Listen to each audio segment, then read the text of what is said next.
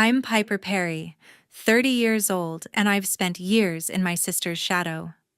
Last Sunday at our family dinner in Milwaukee, she leaned back in her chair smirking and said, "Not everyone can handle a real career in tech." The table buzzed with her usual praise, Mom nodding, Dad chuckling, her husband shifting uncomfortably. I gripped my fork, biting back a response. Then Grandpa, sharp as ever at 78, turned to me, his eyes glinting. "So, Piper, you bought her company out of pity." The room froze. My sister's smirk vanished. Mom's wineglass clinked hard against the table. Nobody breathed. I locked eyes with Grandpa, my heart pounding, knowing the truth was about to unravel everything. If you've ever faced family drama that hits like a gut punch, smash that subscribe button and drop your story in the comments. Let's talk about it. Growing up in Milwaukee, I was always the quiet one, the kid who'd rather organize my thoughts than steal the spotlight. My sister Genesis was the opposite. By 13, she was coding financial apps on our clunky family computer, piecing together algorithms that predicted stock trends. Mom and Dad called her a prodigy, their eyes lighting up whenever she explained her latest project. Neighbors whispered about her being the next big thing in tech. I'd sit at the kitchen table sketching ideas for user-friendly apps, but Genesis would glance at my notes and scoff. "That's not realistic, Piper. Stick to something simpler." I wasn't jealous, not exactly. I loved breaking down data, finding patterns in numbers, and figuring out what made people tick.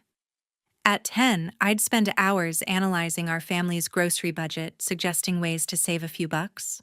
Mom would pat my head, say, "That's cute, Piper," and go right back to praising Genesis for her genius. Dad once handed me a calculator and said, "Keep practicing, kid. Maybe you'll catch up." It stung, but I swallowed it, telling myself I'd prove them wrong someday. School didn't help. Genesis skipped a grade, breezing through math and computer science like it was nothing. Teachers fawned over her, pinning her projects on the bulletin board. I was good too.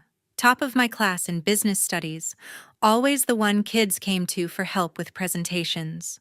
But when I pitched an idea for a budgeting app in 8th grade, Genesis laughed it off at dinner. "Piper, nobody needs an app to tell them how to spend their money," she said, her voice dripping with that older sister's superiority. Mom nodded along, not even looking at me.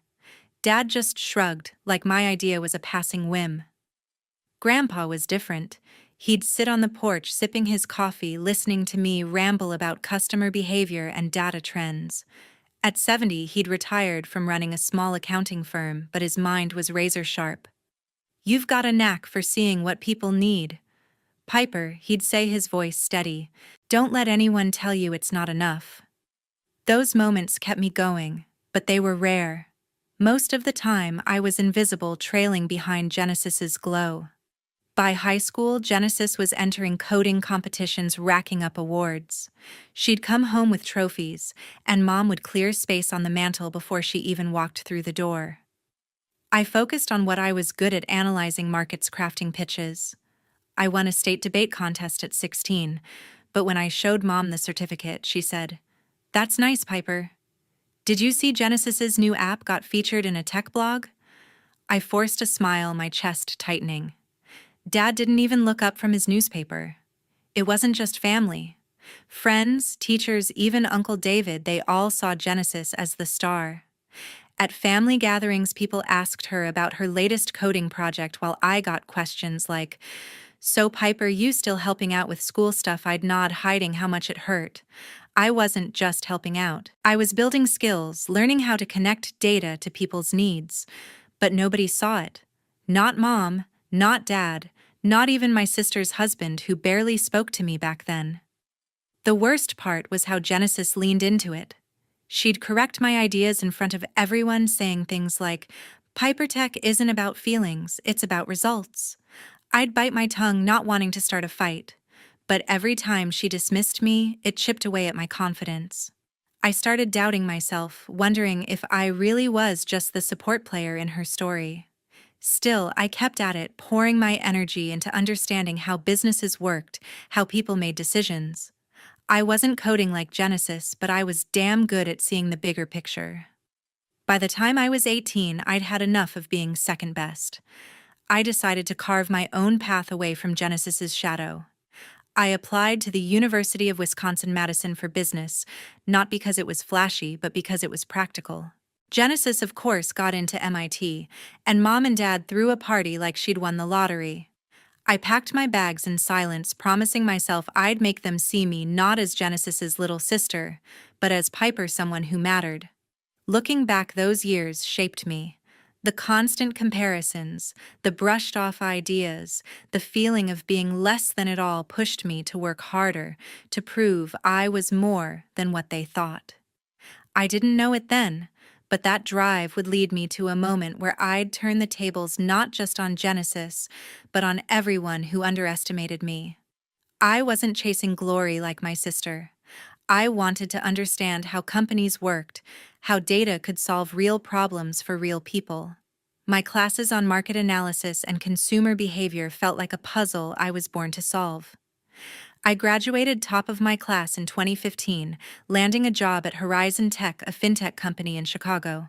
Starting as a product manager, I worked on apps that helped people manage their money, simple, practical tools, the kind I'd sketched as a kid.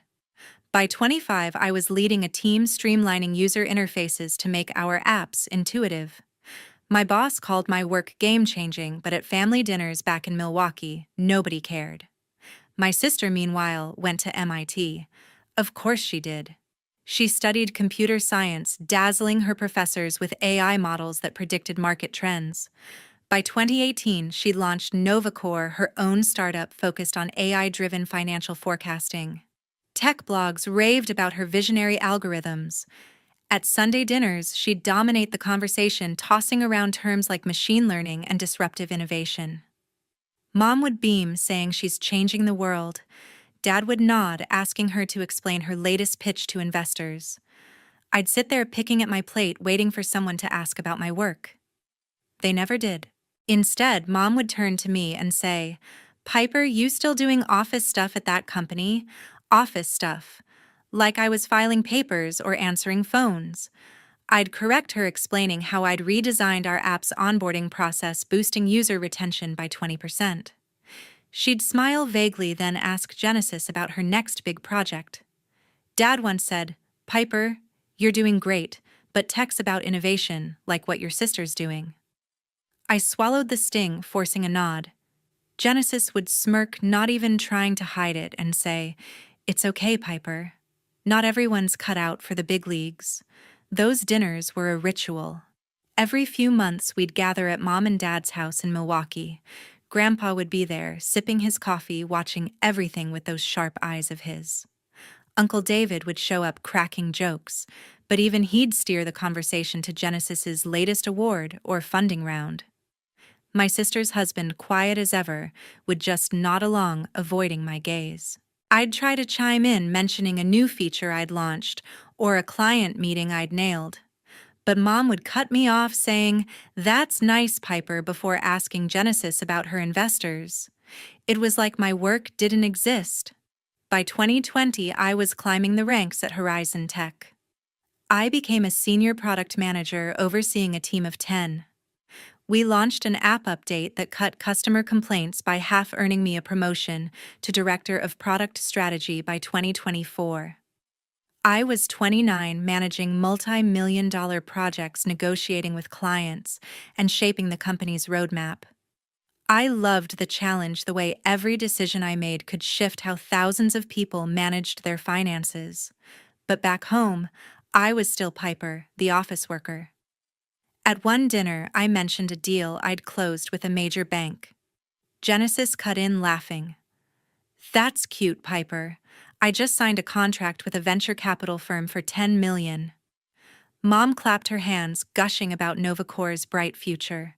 Dad raised his glass to Genesis. I stared at my plate, my face burning. Grandpa, though, noticed. He'd catch my eye across the table, giving me a small nod like he saw what nobody else did. One night after dinner, he pulled me aside on the porch. "Piper," he said, his voice low, "you're building something real. Don't let their noise drown you out." I clung to those words, but they couldn't erase the frustration. Every time I tried to share my wins, Genesis would top me with some flashy story about her startup. Her husband would stay silent, picking at his food, like he knew something but wouldn't say it. Uncle David would change the subject, asking Genesis about her latest tech conference. By 2025, I was 30, a director at Horizon Tech, leading a team that turned data into solutions that mattered. I'd stopped expecting mom or dad to notice. Genesis's star kept rising, at least that's what she wanted everyone to think. Her social media was full of posts about Novacore's groundbreaking tech, her speeches at industry events, her face on magazine covers. But I started hearing whispers in the industry. Novacore was burning through cash, losing clients faster than it gained them. Genesis never mentioned that at dinner. She kept up the act, boasting about her empire while I sat there knowing something she didn't. My role at Horizon Tech gave me access to reports that would soon change everything. In January 2025, I was in my Chicago office at Horizon Tech, staring at a report that hit like a punch to the gut. As Director of Product Strategy, I had access to industry analyses, and there it was. Novacore, my sister's company, flagged as a failing startup. Genesis had built Novacore into a darling of the fintech world with AI that promised to revolutionize financial forecasting. But the numbers told a different story. They were burning through cash, spending 5 times their revenue on oversized teams and splashy ad campaigns. Clients were bailing, fed up with glitchy software and steep costs. The report marked Novacore as a prime acquisition target, teetering on the edge of bankruptcy. I sat there, my heart racing, realizing Genesis's empire was about to collapse. Part of me wanted to feel smug. For years, Genesis had belittled my work, tossing out lines like "not everyone's cut out for the big leagues." But seeing her company's name on that list didn't bring joy, it brought a knot of anxiety. If Novacore went under, mom and dad would be crushed. They'd staked their pride on her success. Even Grandpa, who always saw through her swagger, would hate the fallout for our family. I thought about texting Genesis, giving her a heads up, but I could already hear her dismissing me, maybe even accusing me of sticking my nose where it didn't belong. She'd never taken my advice before. At Horizon Tech, my team was assigned to evaluate acquisition targets, and Novacore was at the top of the list. Its AI tech was valuable, but its operations were a disaster. We could acquire it, cut the fat, and integrate its algorithms into our platform, saving it from ruin while boosting our own growth. The problem: I'd be leading the evaluation. That meant dissecting my sister's financials, her mistakes, her overconfidence. It felt like a betrayal, like I was turning her failures into my opportunity. I wrestled with the conflict of interest for days, staring at my computer screen, weighing the consequences. If I stepped away, another team would take over, and they might gut Novacore without a second thought, leaving Genesis with nothing. I needed perspective, so I called Grandpa one night. "Piper?" He said, his voice calm but firm. "You've got a gift for fixing what's broken. Do what's right, even if it's hard." He didn't know the specifics, but his words cut through my doubt. I couldn't let emotions derail me. If Novacore failed, it wouldn't just hurt Genesis, it would hurt everyone who believed in her, including mom and dad. So I decided to join the evaluation team, but I kept it under wraps. No need to alert Genesis or the family until the deal was locked in. I told myself I was doing this to save her company, even if she'd never thank me. The evaluation was grueling. My team and I spent weeks tearing through Novacore's records. The deeper we went, the uglier it got. Genesis had splurged on a fancy downtown office, hired too many coders, and ignored user complaints. Her AI was brilliant, predicting market shifts with pinpoint accuracy, but the platform was a nightmare to use. A major client, a Midwest credit union, had ditched Novacore after a software crash wiped out their data. My team saw it as a deal-breaker, but I saw a fixable flaw. With my expertise in user experience, we could revamp the interface and make the AI accessible. I drafted a $15 million acquisition proposal outlining how Horizon Tech could absorb Novacore, keep its team, and turn it into a success. I didn't breathe a word to anyone at home. Not Mom, not Dad, not Grandpa. They'd think I was trying to overshadow Genesis stealing her thunder. My sister's husband might have caught wind of something. He worked in finance and had his ear to the ground, but he stayed quiet. Uncle David was too busy planning his next fishing trip to notice. I worked late nights polishing the proposal, second-guessing myself every step of the way. Genesis's voice echoed in my head. "Piper, you're not cut out for this." But this wasn't about her anymore. It was about doing my job, proving I could handle the big leagues, and maybe saving her from her own mistakes. By February 2025, the proposal was done. My boss called it a stroke of genius, and the board greenlit it.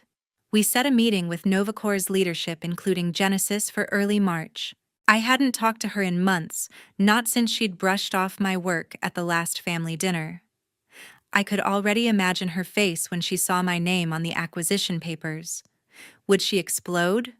Or worse, would she laugh it off? One thing was certain: the next family dinner, just weeks away, was going to be a reckoning. It was a Sunday in March, and I sat at Mom and Dad's dining table in Milwaukee, the familiar hum of family chatter filling the air. The smell of roasted chicken and mashed potatoes didn't calm the knot in my stomach. I'd been dreading this dinner since I finalized the Novacore acquisition proposal last month. Across from me, Genesis leaned back in her chair, her voice cutting through the noise.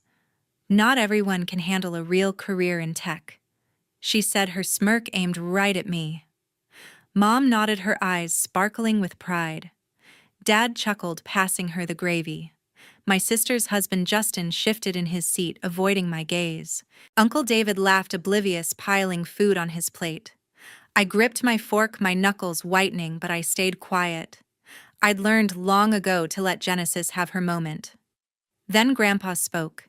His voice, steady and sharp at 78, sliced through the room. "So, Piper, you bought her company out of pity." The words landed like a grenade. The table went silent. Genesis's smirk froze, her fork halfway to her mouth. Mom's wineglass clinked hard against her plate. Dad's eyebrows shot up, his mouth open. Justin's eyes flicked to me, wide with shock. Uncle David stopped chewing, his fork dangling. I locked eyes with Grandpa, his glint telling me he knew exactly what he was doing. My heart pounded, the truth I'd kept hidden for weeks, clawing its way out. I took a deep breath, my voice steady despite the chaos in my chest. "I didn't buy it out of pity, Grandpa," I said, turning to Genesis. "I led the team at Horizon Tech that evaluated Novacore. Your company was drowning, spending 5 times its revenue, losing clients left and right. We proposed a $15 million buyout to save it from bankruptcy." The room stayed frozen, every eye on me. Genesis's face drained of color, her mouth twitching like she couldn't process the words. Mom gasped, her hand flying to her chest. Dad leaned forward, his voice low. "Piper, what are you talking about?" Justin stared at his plate, his jaw tight like he'd seen this coming. Genesis found her voice sharp and brittle. "You're lying, Piper. You're just jealous, trying to make me look bad." Her words stung, but I didn't flinch. "I'm not lying," I said, my tone firm. "I saw the reports. Your AI is brilliant, but your business model was a mess. Clients were leaving because of buggy software and bad user experience. I built the plan to fix it, to keep your team employed, to save what you built." I paused, letting it sink in. Horizon Tech's board approved it. The meeting's next week. "You'll see my name on the documents." Mom's voice trembled. "Piper, why didn't you tell us?" Dad shook his head, muttering, "This can't be right." Genesis slammed her fork down, her eyes blazing. "You went behind my back. You think you're better than me." Her voice cracked, betraying the panic beneath her anger. Justin finally spoke, his voice quiet but clear. "She's not lying, Genesis. I saw Piper's name in the industry reports last month." The room felt like it was shrinking, the air thick with tension. Grandpa leaned back, a faint smile tugging at his lips. Sounds like Piper's the one handling the real career in tech, he said, his words cutting deeper than Genesis's ever could. Uncle David coughed, trying to break the silence, but it didn't work. Mom stared at me, her eyes wide with confusion, like she was seeing me for the first time. Dad rubbed his forehead, muttering something about family business. Genesis pushed her chair back, her face a mix of fury and humiliation. You had no right, she hissed, her voice shaking. This is my company. I met her gaze, unflinching. I had every right, I said. I did my job. And I did it to save your company, not to take it from you. The silence that followed was deafening, heavier than any I'd ever felt. For years, I'd sat at this table invisible while Genesis basked in the spotlight. Now every eye was on me, and the weight of it was both terrifying and exhilarating. I'd spent weeks preparing for this moment, knowing it would come out, but nothing could have prepared me for the raw shock on their faces. The truth was out, and there was no going back. I pushed through the front door of Mom and Dad's house in Milwaukee, the cool March air hitting my face as I chased after Genesis. She stood on the porch, her arms crossed, staring into the dark. Her breath was uneven, her shoulders tense from the bombshell I'd dropped at dinner. I'd just revealed that I led Horizon Tech's plan to buy Novacore, her failing company, and she'd stormed out, her anger shaking the room. Genesis. I called, my voice firm but not harsh. She didn't turn, but I saw her hands clench tighter. We need to talk. You can't just walk away from this. She spun around, her eyes blazing. Talk. You think I want to hear more of your lies, Piper? Her voice was sharp, cutting through the quiet night. You've always been jealous, waiting for your chance to humiliate me. You think you're better than me now? The accusation stung, dragging up years of her dismissing me as the lesser sister. I took a step closer, keeping my voice steady. I'm not lying, Genesis. Novacore was collapsing, clients gone, money burned. I spent weeks building a $15 million plan to save it, to keep your AI, your team. This isn't about beating you. It's about saving what you built. Genesis scoffed, her laugh bitter and cold. Saving it? You expect me to believe you're doing me a favor? You went behind my back, Piper. You want to take my company and make it yours. Her words were a knife, twisting with every syllable. I shook my head, frustration rising. I didn't go behind your back. I did my job. If I hadn't stepped in, Novacore would be bankrupt by now. Your AI is brilliant, but your platform's a disaster. I fixed what you ignored. For a moment, her eyes flickered with uncertainty, but she quickly masked it with defiance. The door creaked open and Mom stepped onto the porch, her face pale. Piper, this isn't right, she said, her voice trembling. You should have told Genesis first, not ambushed her like this. Dad followed, his jaw tight. You're causing a mess, Piper. Why didn't you talk to us? Their words felt like a betrayal, as if I'd done something wrong by saving my sister's company. I didn't ambush anyone, I said, my voice rising. You've never listened to me before, Mom. You always saw Genesis as the star. If I'd told you, you'd have said I was meddling, just like always. Justin appeared behind Dad, his expression conflicted. Genesis, he said, his voice low. Piper's telling the truth. I saw the reports last month. Novacore was in deep trouble. Her plan, it's a good one. It keeps your team employed. Genesis turned on him, her voice sharp. You knew and didn't tell me. Whose side are you on? Justin. He flinched but held his ground.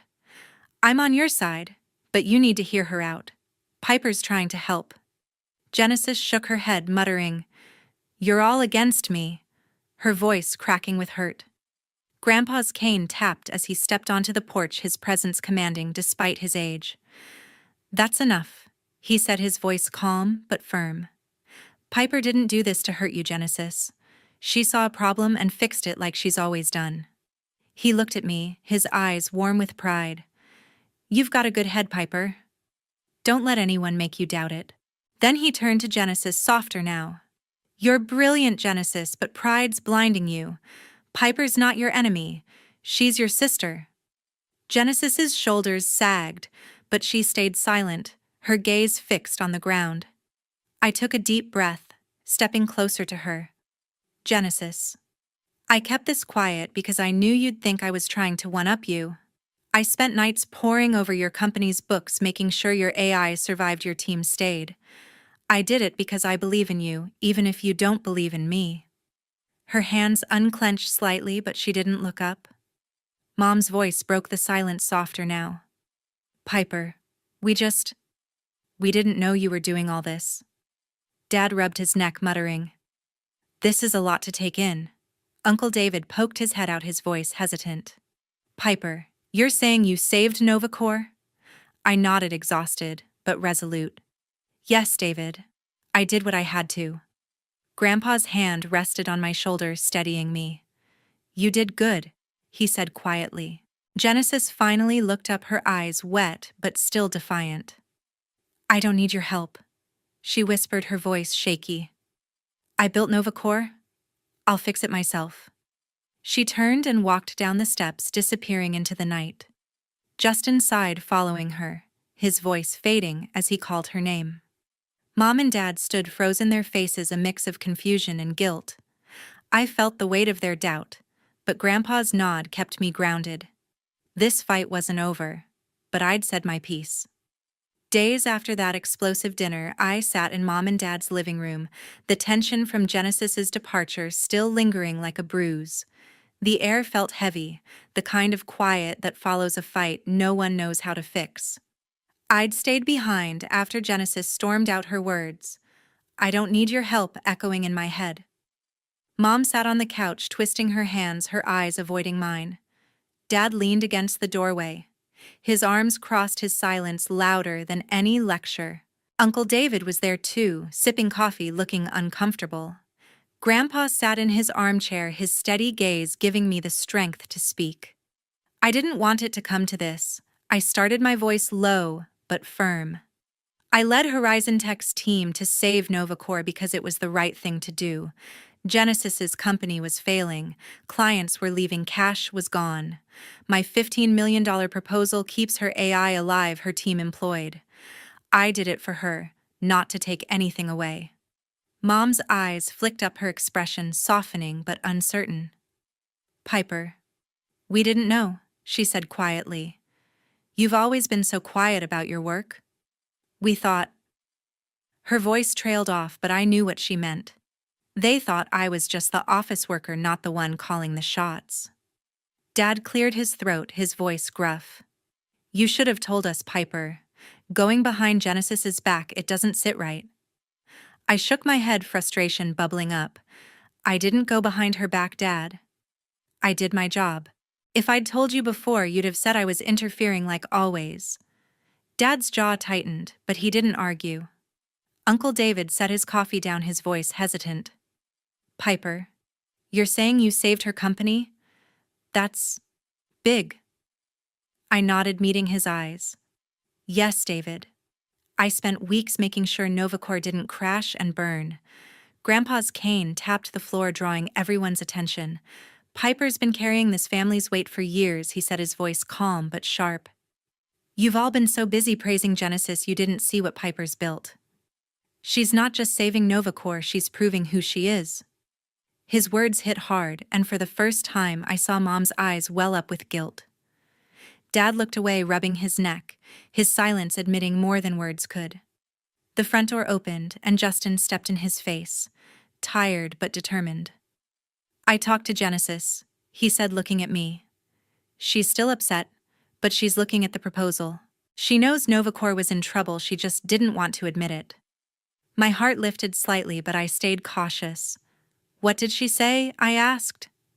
Justin sighed, sitting down. "She's hurt, Piper. She thinks you're trying to take control. But I showed her the numbers you sent me. She's starting to see the plan might work." I nodded, relief mixing with exhaustion. Genesis wasn't ready to forgive, but she was listening. Mom's voice broke the silence, softer now. "Piper, I'm sorry. We didn't realize how much you were doing at Horizon Tech. We should have asked more. It was the first time I'd heard her apologize, and it felt like a crack in the wall between us. Dad shifted his voice low. "We've been unfair to you, Piper. I see that now." His admission was quiet, but it carried weight. Uncle David nodded, adding, "You've done something incredible, Piper. I had no idea." Their words were a balm soothing years of being overlooked, but they didn't erase the ache of Genesis's anger. Grandpa leaned forward, his eyes locked on mine. "You've done right by this family, Piper," he said. "Genesis will come around. She's stubborn, but she's not blind. Keep doing what you do." His confidence steadied me, but I couldn't shake the weight of my sister's distrust. I'd spent years in her shadow proving myself to a family that barely noticed. Now they were starting to see me, but the cost was a rift with Genesis I wasn't sure I could mend. I thought about calling Genesis, but I held back. She needed time, and I needed to focus. The acquisition meeting was days away, and I had to prepare. I'd poured everything into this plan not just to save Novacor, but to show I was more than the other sister. As I sat there surrounded by my family's tentative support, I felt a shift. They were beginning to understand, and maybe Genesis would too. I wasn't giving up. Not on her, not on us. A week after our family's tense confrontation, I sat across from Genesis in a quiet Milwaukee coffee shop, the hum of conversation around us doing little to ease the knot in my chest, and Justin had convinced Genesis to meet me, saying she was ready to talk. She sat stiffly, her coffee untouched, her eyes fixed on the table. I took a deep breath, breaking the silence. "Genesis, I never wanted to hurt you. I led Horizon Tech's plan to save Novacor because I believed in your work. I still do." Her jaw tightened, but she didn't interrupt, so I pressed on. "Your AI is groundbreaking, but the business was falling apart. My $15 million proposal keeps it alive. Your team, your vision." She finally looked up, her eyes softer but guarded. "I saw the proposal, Piper," she said, her voice low. "Justin showed me the numbers. You saved Novacor." Her admission was quiet, almost reluctant, but it carried weight. "I thought you were trying to take it from me." I was wrong. The words hit me hard, a crack in the wall between us. I knotted my throat tight. "I've spent years feeling like I was in your shadow, Genesis. Every family dinner, it was always about you. I just wanted to show I could do something that mattered." Genesis's expression softened, a flicker of guilt crossing her face. "I didn't know you felt that way," she said. "I was so caught up in Novacor, I didn't see how I was pushing you away." "I'm sorry, Piper." Her apology was raw, tinged with the pride she couldn't fully let go. I swallowed hard, the years of being overlooked bubbling up. "I'm sorry too," I said. "I should have talked to you sooner, but I was scared you'd think I was trying to outshine you." We sat in silence for a moment, the weight of our words settling between us. She reached across the table, her hand hesitating before touching mine. "You didn't just save my company," she said. "You showed me I need to listen more. I want us to work together on this, Piper. Your plan, it's good. Really good." Her offer caught me off guard, a spark of hope I hadn't expected. I smiled, nodding. "I'd like that. Let's make Novacor what it was meant to be." For the first time in years, I saw my sister not the rival, but the partner she could be. A few days later, Mom and Dad hosted a small family dinner at their house, a quiet attempt to mend what had broken. The dining room felt warmer than it had in weeks, the table set with Mom's lasagna and Dad's favorite wine. Grandpa sat at the head, his eyes twinkling with pride. Justin was there, his arm around Genesis, who looked more at ease than I'd seen her in months. Uncle David passed the bread, joking about needing a tech translator to keep up with us. The air was lighter, but I could still feel the echoes of our fight. Mom raised her glass, her voice steady but emotional. "Piper, Genesis, we've been wrong to compare you two. You're both incredible, and we're so proud." Dad nodded, his eyes meeting mine. "Piper, I didn't see how much you've done. I'm sorry for that. You've earned your place." His words were simple, but they healed something deep inside me. Grandpa chuckled, lifting his glass. To Piper and Genesis, two brilliant women who remind us what family's about. We clinked glasses, and I caught Genesis's eye, her smile small but genuine. Justin spoke up, his voice calm. The acquisition's moving forward. Genesis and Piper are working together to integrate NovaCore's tech with Horizon's platform. It's going to be big. Uncle David grinned, shaking his head. You two are unstoppable, he said. Genesis laughed a real laugh and squeezed my hand under the table. We are, she said, her voice warm. I felt a weight lift, years of tension dissolving in that moment.